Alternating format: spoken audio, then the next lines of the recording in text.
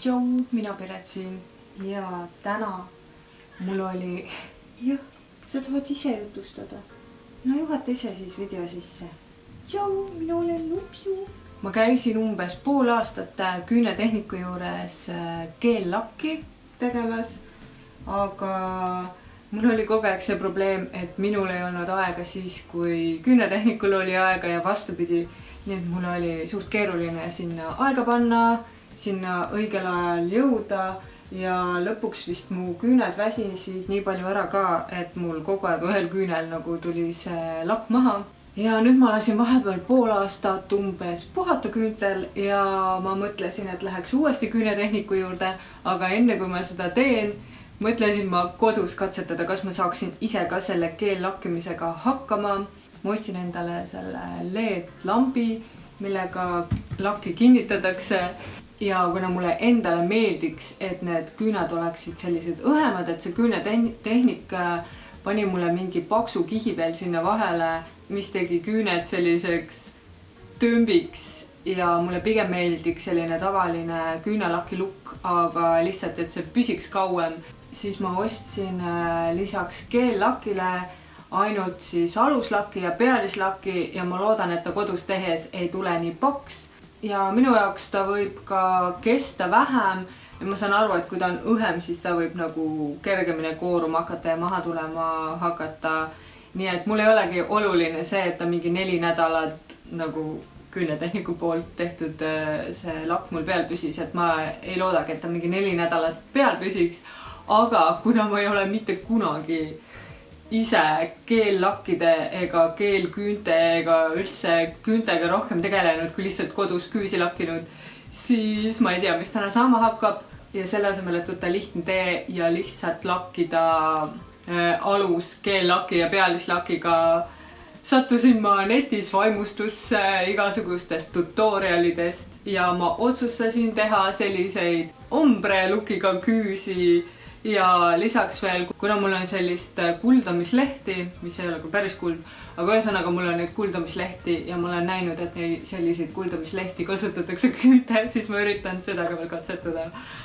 Nii et ärge võtke seda tänast minu videot kui mingit õpetust, sest ma ei tea tegelikult nendest küüntest ja asjadest praktiliselt mitte midagi. Aga katsetame ja vaatame, mis saama hakkab. Ma tegin ka enne filmimist väikse eeltöö ära ja lihvisin oma küüned enam-vähem ühepikkuseks, lükkasin nahad tagasi ja ühesõnaga tegin küüned lakkimisvalmis. Keellaki kinnituslamp, mille ma eBayst ostsin, näeb välja selline ja ma jätan ka video kirjeldusse selle lingi, kui keegi soovib endale samasugust osta. Ja lakiks ma kasutasin InGel firma siis aluslakki, lakki ja pealislakki. Lisaks keellakile kasutasin ma ka tavalist maalimiseks mõeldud akrüülvärvi. Alguses see tundus mulle veits kahtlane, aga kuna ühes õpetusvideos kasutati akrüülvärvi, siis ma otsustasin siiski seda tehnikat proovida. Ja esimese asjana desinfitseerisin, puhastasin ma oma küüned rasvast ja võimalikest bakteritest puhtaks.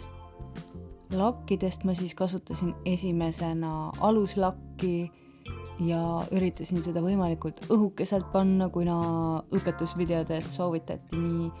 Ja seda, kui kaua neid lakke kinnitama peab, vaatasin ma Pro Cosmetica lehelt, kus ma need lakid tellisin, et seal lakkide kirjelduses oli ka õnneks välja toodud, kui palju mingit kihti peab siis kas UV-lambi või LED-lambi all hoidma. Ja aluslaki kinnituseks oli vaja 30 sekundit.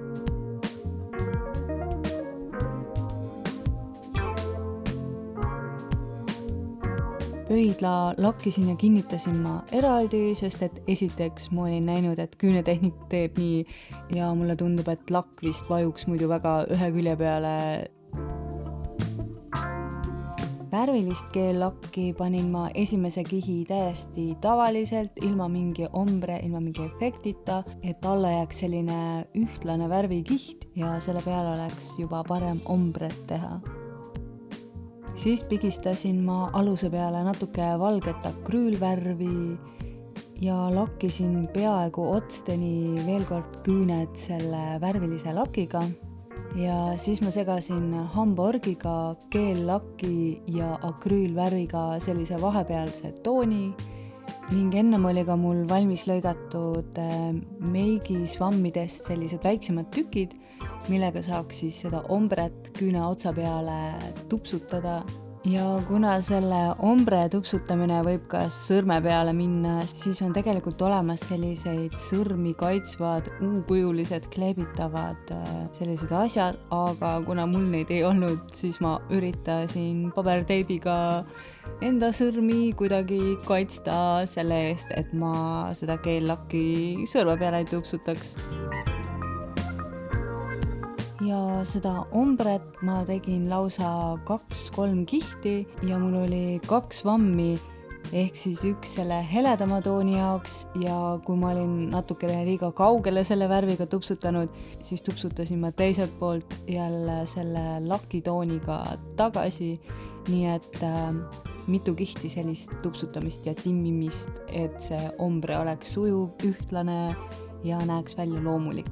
Ja mulle tundub, et ma oleksin pidanud tegelikult otsima veel peenemat tekstuuriga svammi, sest et lähedalt vaadates jäi ikkagi natukene seda svammi täpilisust näha, aga no ma ei tea, kas keegi teine mu küüsi nii lähedalt hakkab vaatama. Aga jah, väike soovitus, mida peenema tekstuuriga svamm, seda sujuvamat ombret ta teeb.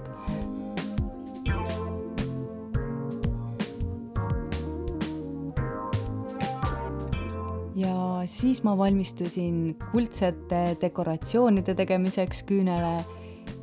Kuna see geellakk jääb pealt selline naksuv, siis oli päris lihtne tavalise toruteibiga katta siis osa küünest kinni ja mul oli kodus sellist kuldamislehepuru ning see kuldamisleht jäi väga ilusti selle naksuva pinna külge ning kui ma teibi ära võtsin, siis jäi teibiga koht lihtsalt puhtaks. Ja viimase asjana katsin ma küüned pealislakiga, mis oli palju paksem ja palju raskesti kasutatavam, aga kui seda lakki väga küüne serva peale ei pannud, siis sai ka selle lakiga hakkama ja kuna mul ei ole ka seda vahendit, millega seda naksuvat pinda pärast maha võtta, siis ma ostsin sellise pealislaki, millel ei jäägi enam see naksuv pind, nii et väike soovitus, kui keegi tahab katsetada seda kodus teha, et ongi sellised pealislakke, millele ei jää seda naksuvat pealiskihti.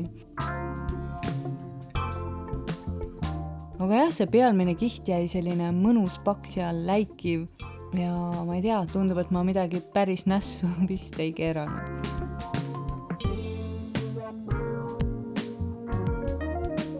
Aga okei, ma tegin ilma kaamerata veel oma parema käega ära, mis oli tükk maad ebamugavam teha, nagu te ise võite ette kujutada. Ja lõpptulemus on selline, ma ei tea, kes siin näha on. See ombre efekt võib-olla tuli natukene selline täpiline ja mitte nii sujuv, aga ma ei tea, eemalt vaadates nagu ei paista väga välja ja ma ei tea, ma olen nagu ülirahul, arvestades, et ma esimest korda sellist asja proovisin.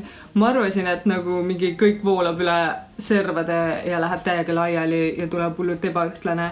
Ja ma annan teile ka teada, kui kaua need küüned püsisid. Ja ma ei tea, ma loodan, et teile meeldis see video. Palun likeige seda videot, kui see teile meeldis. Ja kui te ei ole veel mu kanalit tellinud, siis palun subscribe'ige.